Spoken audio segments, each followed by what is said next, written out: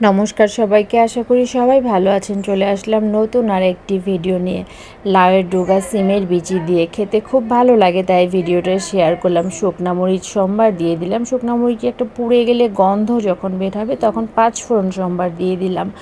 লাউয়ের ডগা কেটে ভালো করে ধুয়ে রেখেছি, আর আলুটা চাক চাক করে কেটে রেখেছি। আর বেগুন আর আলু দিয়ে দিলাম, লাল লাল করে ভেজে নেব। পরিমাণ মতো লবণ দিয়ে দিলাম, মরিচের গুঁড়া দিয়ে দিব, হলুদের গুঁড়া দিয়ে খুব ভালো করে লাল লাল করে ভেজে নিব। কেটে রাখা ডগা সিমের বিচিটা দিয়ে দিলাম। ডগা খুব সময় নিয়ে আস্তে আস্তে করে বাছতে হয়। ডগার আঁশটা যতখানি তুলে ফেলবো ততটাই স্বাদ হয়। ঢেকে দিলাম। ডগাটা ঢেকে দিলে খুব তাড়াতাড়ি মজে যায়, আর লবণ দিলে আরও তাড়াতাড়ি মজে যায়। আমি হালকা নেড়ে চেড়ে নিলাম, আর কিছুটা বড়ি ভেজে নিব। শীতকালে এই বড়ি খেতে ভালো লাগে, তারপরেও বড়ি ছিল, মনে করলাম বড়ি দিয়ে বানাইলে ডগাটার টেস্ট আরেকটু বেড়ে যায়।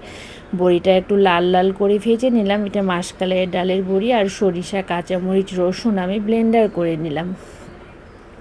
ডগার মধ্যে সরিষা দিয়ে খেতে খুব ভালো লাগে। সামান্য একটু সরিষা দিয়ে একটু পানি দিয়ে দিলাম।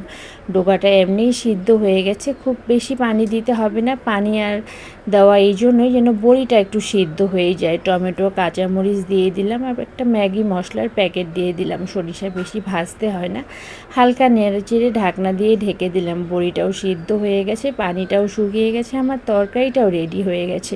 গরম ভাত দিয়ে খেতে খুব ভালো লাগে, তাই ভিডিওটা শেয়ার করলাম।